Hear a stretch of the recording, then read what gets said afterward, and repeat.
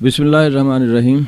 मैं हूं अज़हर नियाज़। प्रोग्राम है पाकिस्तान किताबों की रोशनी में, और हमारे साथ हुआ करेंगे इस प्रोग्राम में जनाब कर्नल अशफाक हुसैन, बहुत मारूफ अदीब, दानश्वर। इनसे गुफ्तगू जारी रहेगी और मैं ज़ाती तौर पर इनका शुक्रगुज़ार हूँ कि इन्होंने वक्त निकाला, और इस प्रोग्राम के लिए ख़ास तौर पर उनकी अपनी ज़ाती दिलचस्पी थी, और मेरी ख्वाहिश होगी कि हम इस प्रोग्राम में हर मर्तबा एक किताब लाया करेंगे।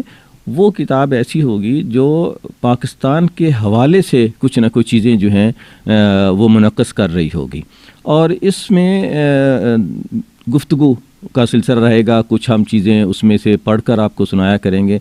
अशफाक साहब, आपके ज़हन में है कि हम इस प्रोग्राम को किस तरह से आगे लेकर चलेंगे?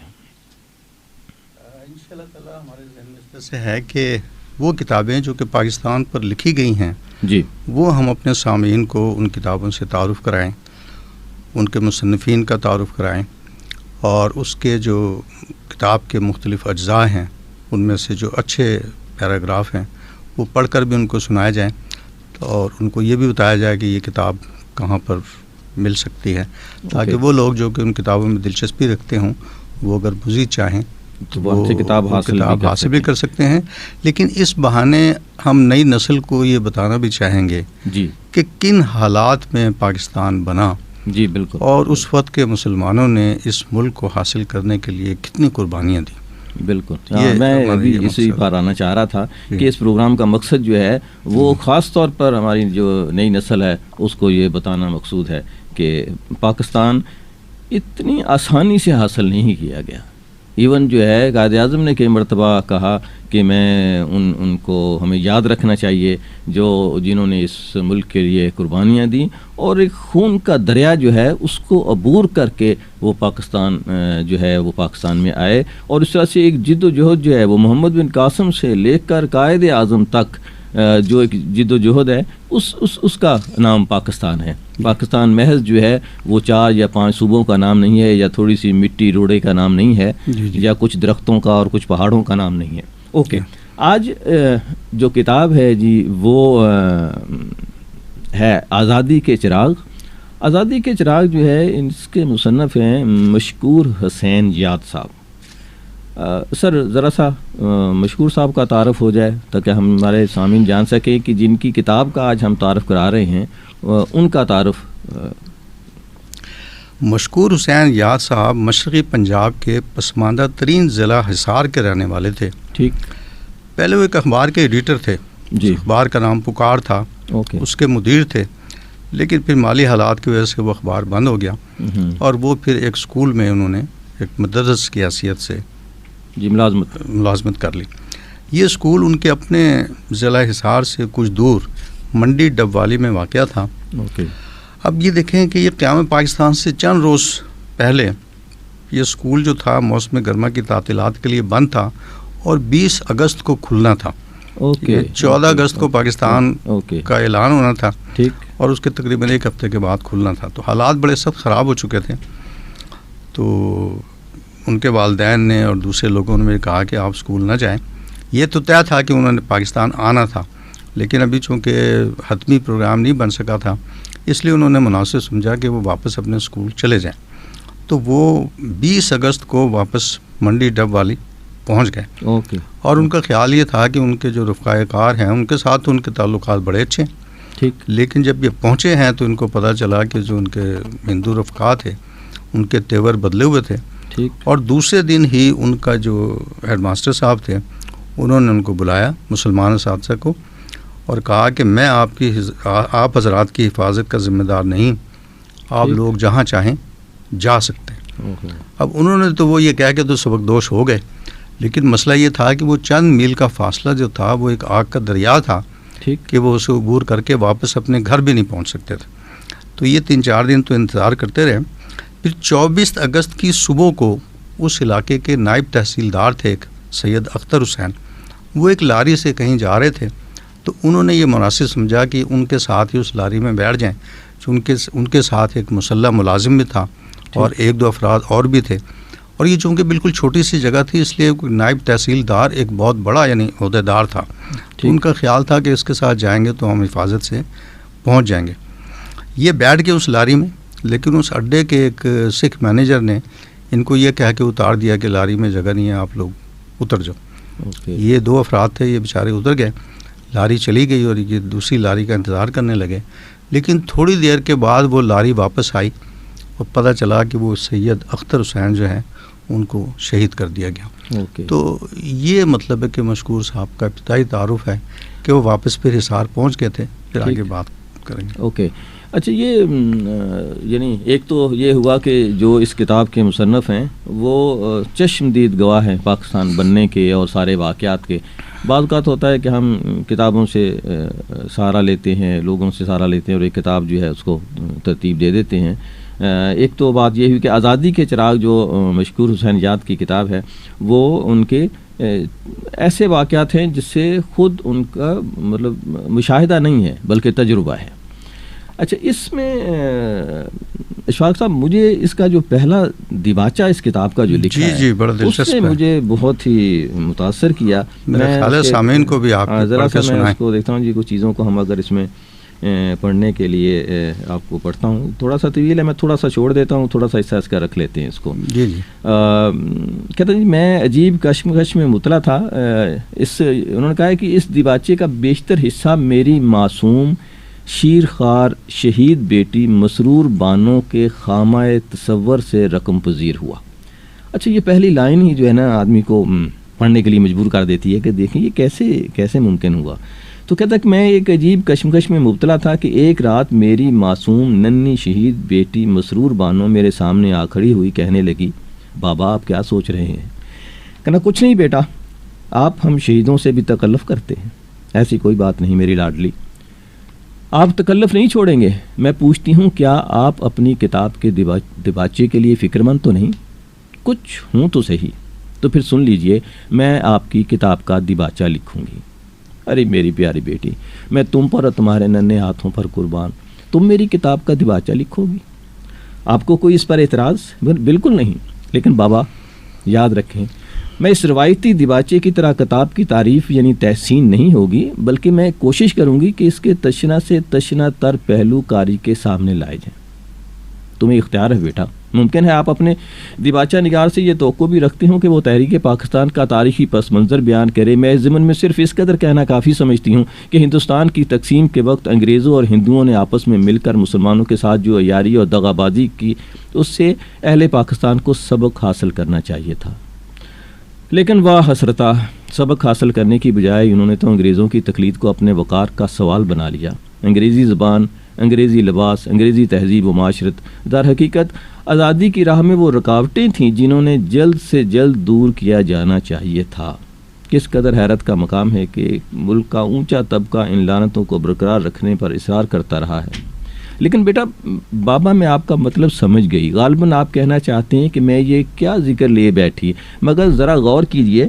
قیام پاکستان کے وقت مسلمانوں پر جس قدر آلام و مصائب اور ظلم و ستم کے پہاڑ ٹوٹے، ان کا اصل سبب یہی انگریز اور ہندو گٹھ جوڑ ہی تو تھا. تقسیم ہند کے وقت اگر انگریز انصاف سے کام لیتے تو مسلمانوں کے ساتھ 1947 کا المیہ کبھی پیش نہ آتا. تم بالکل ٹھیک کہتی ہو بیٹا. اب آپ اپنی کتاب پر کڑی تنقید بھی سن لیجئے. پہلی بات یہ ہے کہ مسلمان کرب و علم کی جس قیامت سے گزرے، آپ کا قلم اسے پوری شدت کے ساتھ اپنی گرفت میں نہیں لا سکا. میں تسلیم کرتا ہوں، یہ بات درست ہے کہ آپ نے واقعات میں مبالغہ آرائی سے کام نہیں لیا. 1947 میں پاکستان پہنچ کر عزیزوں اور دوستوں کو جس طرح واقعات سنائے تھے اسی طرح لکھ ڈالے. لیکن یہ بھی حقیقت ہے کہ آپ نے واقعات کا بیان صرف اپنے تجربے تک محدود کر دیا. سنا کر ہی صحیح، کم از کم ان مصیبت زدہ قافلوں کا ذکر تو کر سکتے تھے جو بڑی مسافتیں طے کر کے اور بے شمار تکلیفیں جھیل کر بحال خستہ پاکستان پہنچے تھے. مسلمانوں نے بھارتی کیمپوں میں کیسی کیسی ہولناک مصیبتیں اٹھائیں، آپ نے ان کا ذکر بھی نہیں کیا. تمہاری شکایت سر آنکھوں پر میری لال. یہ کہہ کر میں نے چاہا کہ اپنی شہید لاڈلی بیٹی کو سینے سے لگا کر پیار کروں تو کیا دیکھتا ہوں، وہ سر سے پاؤں تک خون میں ڈوبی کھڑی ہے. میں نے بے قرار ہو کر پوچھا، اے بیٹی، تمہیں شہید ہوئے ایک طویل عرصہ گزر چکا، لیکن آج بھی تمہارے زخموں سے خون جاری ہے. میرے ان الفاظ پر اس کی معصوم نیلی چمکدار آنکھوں میں آنسو تیر گئے. اس نے کہا بابا جب تک آپ لوگ اتحاد، اخوت اور محبت کو اپنی زندگی کا شعار نہیں بنا لیتے ہم شہیدوں کا لہو اسی طرح بہتا رہے گا. ایسا معلوم ہوتا ہے کہ آپ ہمارے خون کی مہک، روانی اور صداقت سے یکسر بے خبر ہو چکے ہیں. ایسا نہیں میری لاڈلی، ایسا ہرگز نہیں. میں نے اس زور سے فریاد بھرے لہجے میں احتجاج کیا کہ اپنی ہی آواز سے میری آنکھ کھل گئی. فضا میں تیزی سے صبح کے آثار نمودار ہو رہے تھے. سید مشکور حسین یاد، 8 ظفر کالونی، سمن آباد، لاہور. جی جی کیا بات ہے جی. جی جی. اچھا یہ میں نے تو بڑی مشکل سے پڑھا جی. آپ ذرا اس کے اور کتاب کے حوالے سے کچھ ذرا سا بات کیجیے. اصل بات یہ ہے کہ یہ جو مشکور حسین یاد صاحب تھے، ان کے والد جو تھے وہ پولیس میں تھے اور وہ ایک تھانے کے انچارج تھے. تو تھانے کے انچارج ہونے کی وجہ سے ان کے جو جتنے بھی قریبی رشتہ دار تھے وہ یہ سوچ کر سب لوگ ان کے گھر میں جمع ہو گئے جی کہ ظاہر ہے کہ جو پولیس کا انچارج ہوگا، تھانے کا انچارج، اس کا گھر کم از کم فسادات سے محفوظ رہے گا. ٹھیک. تو ان کے جتنے قریبی افراد تھے وہ سارے کے سارے، سید افضال حسین نام تھا ان کا، انسپیکٹر تھے، ان کے گھر میں جمع ہو گئے. ٹھیک. لیکن آپ یہ دیکھیں کہ وہ تقریباً 35 افراد تھے. وہ 35 کے 35 افراد جو ہے نا وہ شہید کر دیے گئے. اللہ اکبر. ان کے گھر پر یعنی صرف 2 افراد بچے تھے، ایک ہی مشکور حسین یاد اور ایک اور بچی تھی رضیہ. یہ 2 بچے تھے.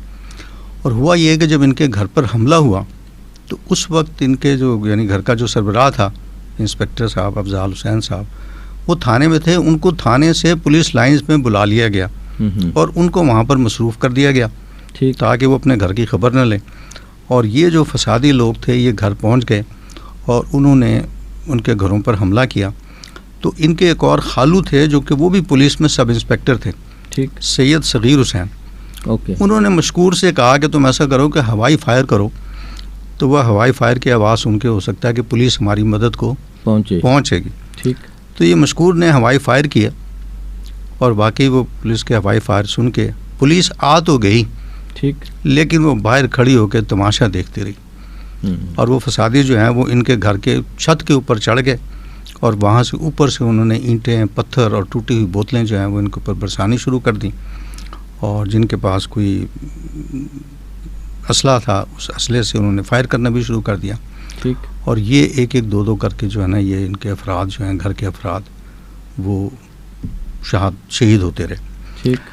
اور اسی دوران یہ بھی ہوا کہ ان کا چھوٹا بھائی تھا ایک ظہیر، جس کی چند دنوں میں شادی ہونے والی تھی. اوکے. اور شادی ان کے خالو کی بیٹی سے ہونے والی تھی، لیکن وہ جب شہید ہو گیا تو وہ جو پولیس سب انسپیکٹر تھے انہوں نے اپنے ہاتھ سے بیٹی کو گولی مار دی.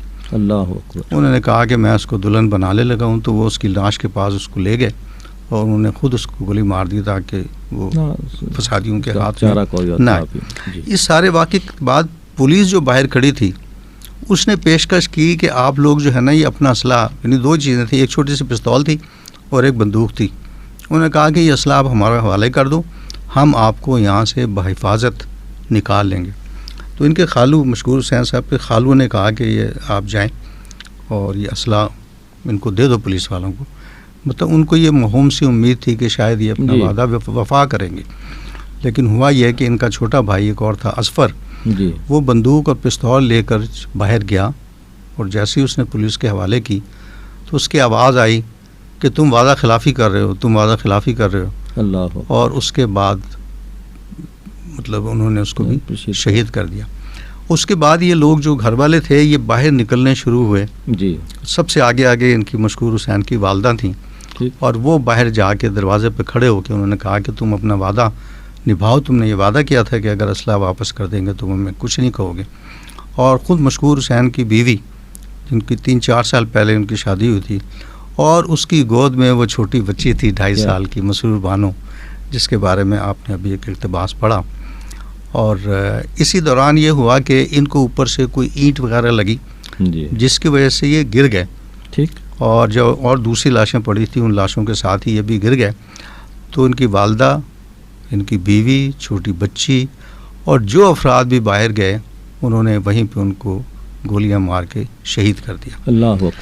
اور یہ تمام افراد اب اس میں پڑے ہوئے تھے، تو اس کے اوپر انہوں نے یہ کیا کہ چھت سے انہوں نے کوئی چیز فوار کے طور پر پھینکنی شروع کی. مشکور حسین لکھتے ہیں کہ وہ یہ سمجھے کہ بڑا کوئی ٹھنڈی ٹھنڈی شاید بارش ہو رہی ہے، ان کو بڑی اچھی لگی، لیکن بعد میں پتہ چلا کہ وہ پیٹرول تھا یا مٹی کا تیل تھا، اور پھر انہوں نے اوپر سے کوئی شعلہ پھینکا، اور جس کی وجہ سے وہ جتنی ڈیڈ باڈی تھیں ان کو آگ بھی لگ گئی. اللہ. اس طرح سے گویا ان کا پورا گھرانہ جو ہے وہ وہیں پر شہید ہو گیا. کچھ لوگ حسین کے اور کچھ لوگ حسین کے باہر وہیں پر شہید ہو گئے. اور یہ مشکور حسین جو ہے نا، یہ انہی کے درمیان میں پڑے ہوئے تھے، اور وہ یہی سوچتے رہے کہ شاید میں ابھی مر گیا ہوں یا زندہ ہوں. عجیب کشمکش میں مبتلا تھے. تو اسی وقت جو ہے نا وہ مطلب ہے کہ ان کے والد کہیں آئے، اور جب والد نے یہ دیکھا کہ سب لوگ جو ہے نا یہ شہید کر دیے گئے ہیں، تو وہ بڑے افسردہ ہوئے، اور انہوں نے کہا کہ اچھا میں جا کے ابھی ٹرک لے کے آتا ہوں تاکہ میں یہ لاشوں کو اٹھوا کے تھانے لے جاؤں، ان کو کفن دفن ان کا بندوبست کیا جائے. مشکور حسین لیٹے ہوئے تھے، لیکن یہ ایک عجیب کیفیت میں مبتلا تھے کہ ان کو یہ پتہ نہیں تھا کہ میں زندہ ہوں کہ میں مردہ ہوں. آپ دیکھیں کیا کیفیت تھی. اور یہ یعنی اٹھ کے ان کو والد صاحب کے جانا چاہیے تھا، لیکن یہ والد صاحب کے ساتھ اسی کشمکش میں نہیں گئے کہ پتہ نہیں میں زندہ ہوں کہ مردہ ہوں، اور والد صاحب چلے گئے. اور اس کے بعد فسادی جو ہیں وہ گھر کے اندر داخل ہوئے، اور انہوں نے ایک ایک کو دیکھنا شروع کیا کہ کون زندہ ہے کون مردہ ہے. تو اس کو انہوں نے کہا کہ ہاں یہ تو زندہ ہے. تو انہوں نے کہا کہ اس کے اوپر تیل چھڑکو اور اس کو بھی آگ لگا دو. کہنے لگے مجھے اس قدر پیاس لگ رہی تھی کہ میری زندگی کی سب سے بڑی خواہش یہ تھی کہ یہ مجھے کس طرح سے پانی پلا دیں، اس کے بعد بھلے سے میں مر جاؤں. تو انہوں نے ان کو کہا کہ مجھے ایک گلاس پانی پلا دو، اس کے بعد بھلے سے مجھے مار دینا. تو کسی نے تلوار نکالی اور انہوں نے کہا کہ تم ادھر آؤ میں تمہیں پانی پلاتا ہوں. تو اسی دوران ان کے پڑوس سے کوئی ایک سکھ تھا، وہ دیکھ رہا تھا. اس نے ان کو شرم دلائی، ان کو غیرت دلائی کہ کس گھرانے کے بچے کو، ایک تو بچہ ہے، اس کو تو کم از کم رہنا. تو ان لوگوں کے ہم پہ اتنے احسانات ہیں، کچھ انہی کا خیال کرو.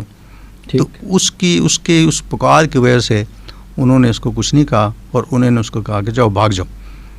یہ وہاں سے پھر نکلے ہیں، اور پھر گرتے پڑتے کسی طرح سے یہ تھانے پہنچے، اور تھانے میں اپنے والد صاحب کے ساتھ ملے. اور بعد میں پتہ چلا کہ ایک اور بچی بھی جو تھی.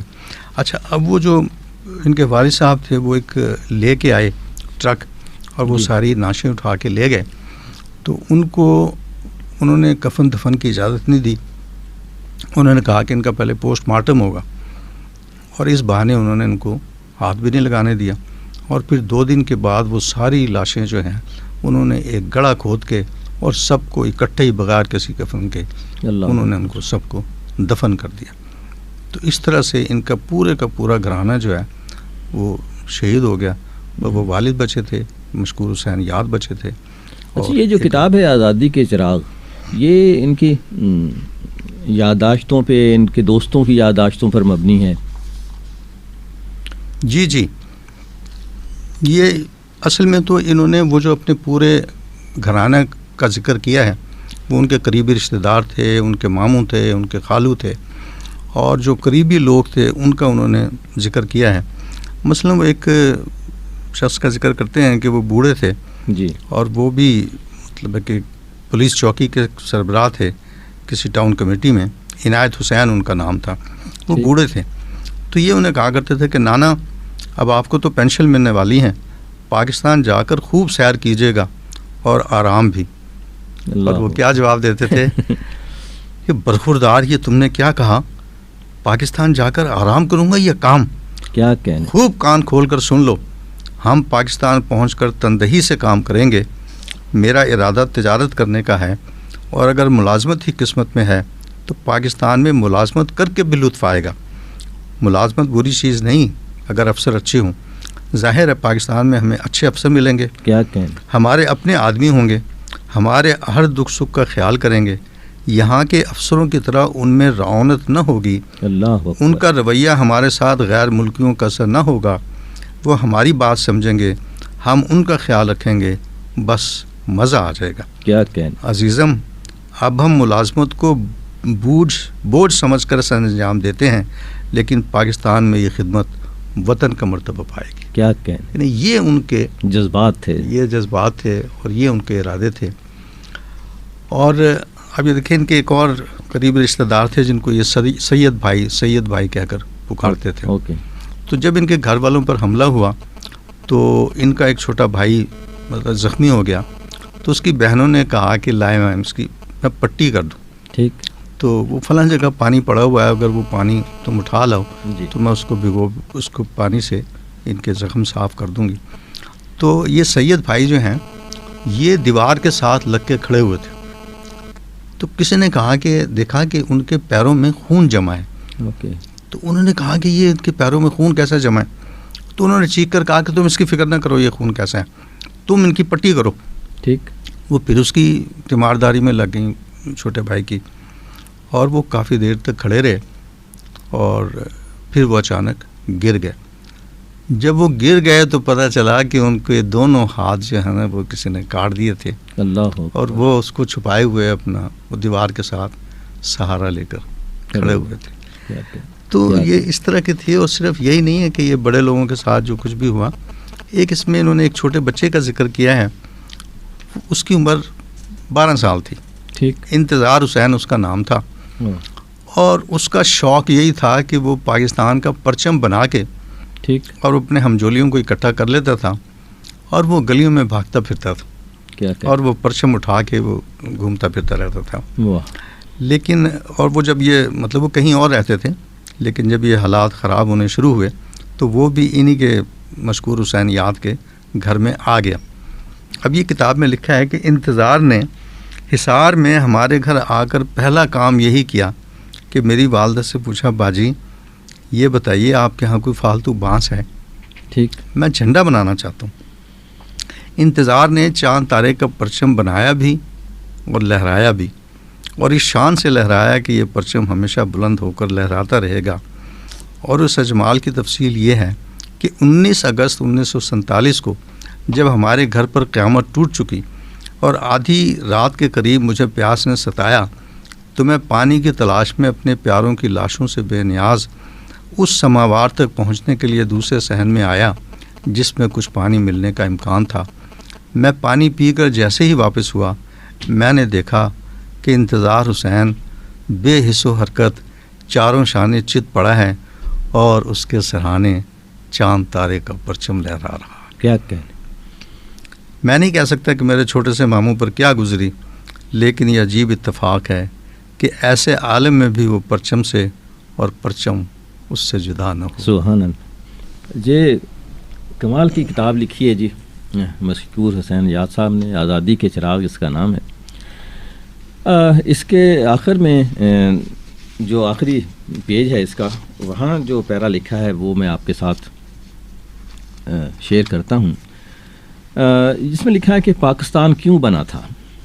یہ سوال بعض ذہنوں میں ابھرتا رہا ہے. اس کا جواب ان سے حاصل کیجیے جنہیں وفا کے جرم میں آگ اور خون کے سمندروں سے گزرنا پڑا اور جن کے جگر گوشے اور دل کے ٹکڑے ان کی آنکھوں کے سامنے تہتے کر دیے گئے.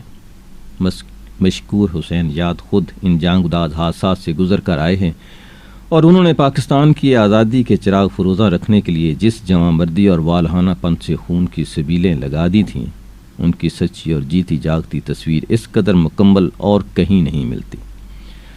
مشکور حسین یاد کی زبان سہل, بیان سادہ, قلب خون دل میں ڈوبا ہوا, ان کے درد بے پناہ اور ان کا کرب باشعور ہے. آزادی کے چراغ پڑھ لینے کے بعد یہ سوال کرنے کی ضرورت باقی نہ رہے گی کہ پاکستان کیوں اور کیسے بنا تھا. جذبہ حب الوطنی سے بھرپور اس کتاب کا مطالعہ ہر پاکستانی کے لیے نہایت ضروری ہے. یہ کتاب جی کاروان علم فاؤنڈیشن ایوان اردو ڈائجسٹ سمن آباد لاہور نے شائع کی ہے. میرے خیال میں یہ ایک ایسی کتاب ہے جس کو ہر پاکستانی کے گھر میں ہونا چاہیے. نام ہے اس کا آزادی کے چراغ, اور میں کہوں گا کہ آزادی کے چراغ خون سے روشن ہوتے ہیں. بہت شکریہ جی کرنل صاحب. شکریہ. آپ کے ساتھ آئندہ کسی اور کتاب کے ساتھ ملاقات ہوگی. اظہر نیاز کو اجازت دیجیے. اللہ حافظ. آزادی کی قدر کیجیے.